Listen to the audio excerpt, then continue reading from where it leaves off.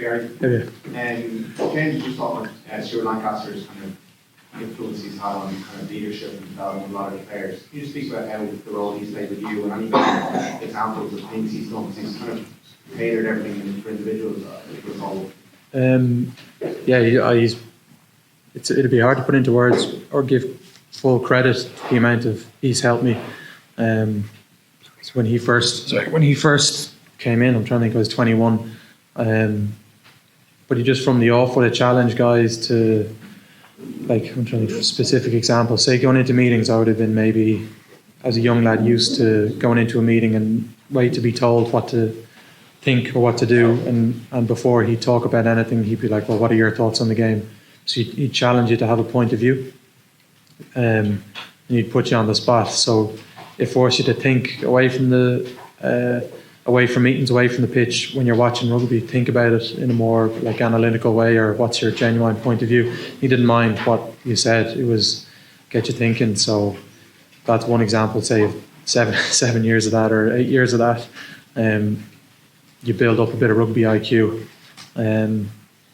Again, say after games, he'd be really good at pulling guys individually aside, like James would say, he'd call you in for a meeting.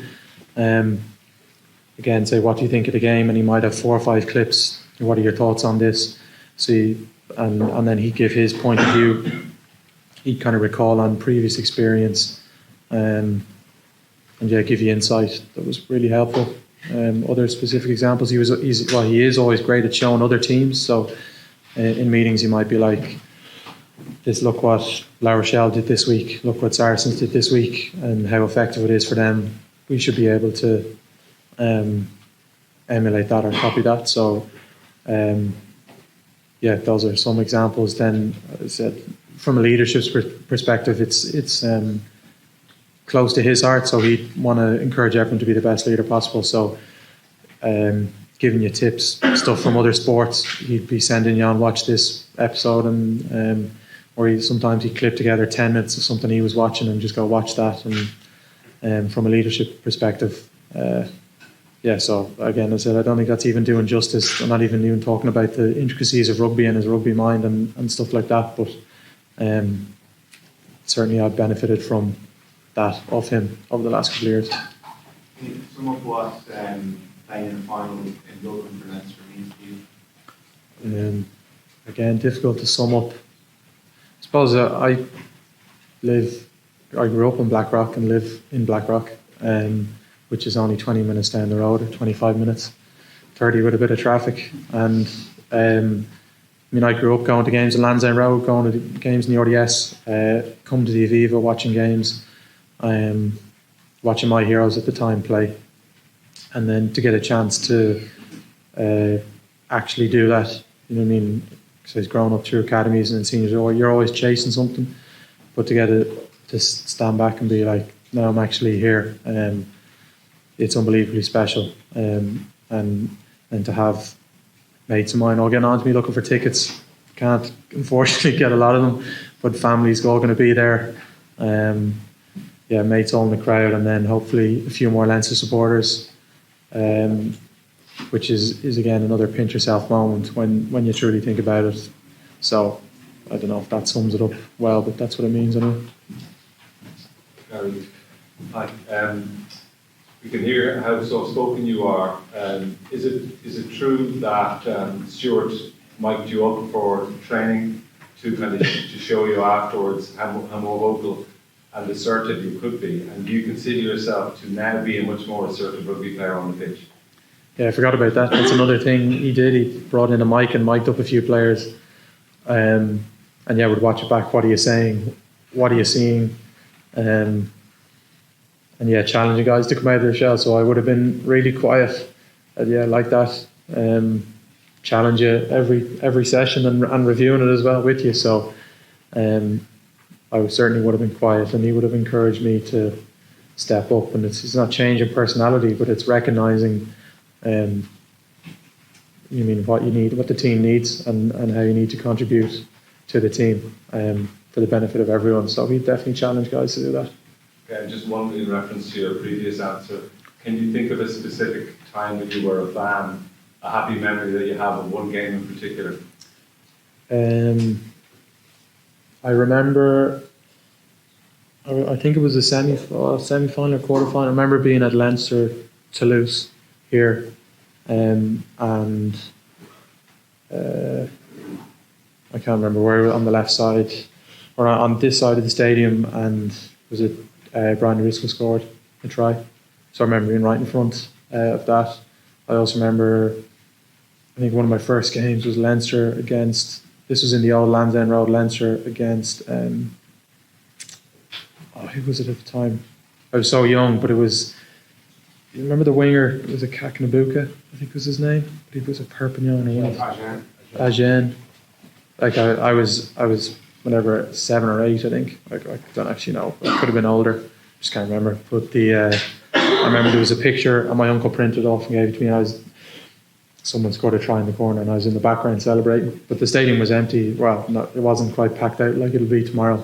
But yeah, there are 2 Leinster memories. One I remember being here watching Ireland against Italy in 2018 when I wasn't in the squad at that time. I was coming back from injury, and just in front, I was there with my dad, and Robbie popped his shoulder right in front of me, and I remember talking to him, being like, I wonder will I get called in now. And then that was the year we went on to in the Grand Slam. So there's loads of memories. Obviously that was at the expense of Robbie, but loads of. He came full circle. He got his Grand Slam performance against England. But yeah, loads of special memories here. So whatever happens tomorrow, hopefully be another one. Okay, obviously Johnny tomorrow. Can you just talk about Ross's form this year and steer the team to this stage of competition? He's been exceptional.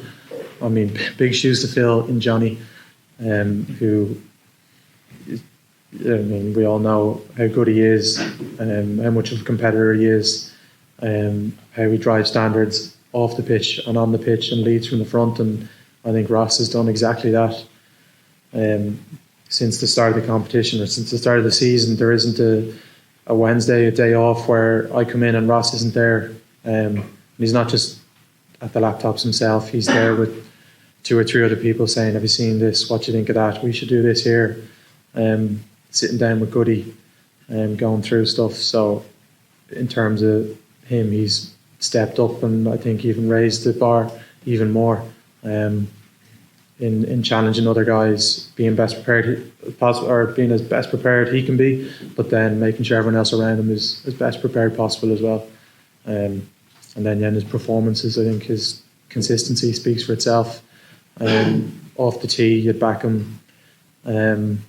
If he gives you the nod and he thinks he's got it, there's no one out there that would question him for 1 second and let him do his thing. So yeah, he's been brilliant.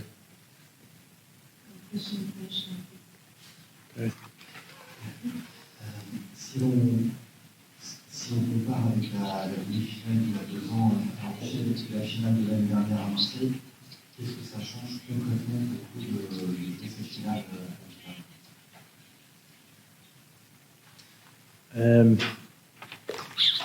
What's the difference? Sorry? Oh no. The difference, so I'm right in saying the difference between, this is talking here. Oh, okay, sorry. The difference, I mean, they're exceptional opposition and they seem to go from strength to strength every time we play them, and I think they've a stronger squad again this year with some of the new additions. So I mean, the difference for us, we still prepare as best we can, come up with a plan to try and stop them. Obviously been unsuccessful twice now, so hopefully 3rd time lucky, but I don't mean, they're a great team, and we know we have to be at our best if we want to beat them. So yeah, we have a bit of experience. I think it's great being at home here and hopefully having a few more Leinster supporters that can get behind us in those tough moments, which I've no doubt will be there against a quality side like La Rochelle. So hopefully they can help us over the line this time. Bonjour Garry, vous avez de sacrés adversaires demain au centre avec Céline et Danti. À quel match vous vous attendez face à ces vis-à-vis et qu'est-ce que vous pouvez nous dire sur eux? Two brilliant players.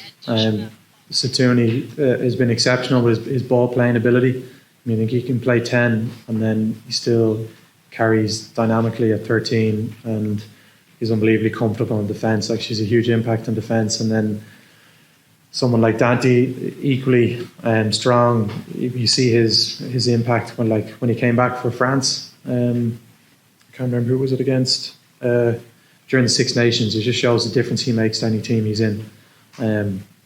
So yeah, they're two guys. You've got to be physically front up against them, but then also be ready for the ability they have to football as well. So yeah, we'll have a work cut out for us.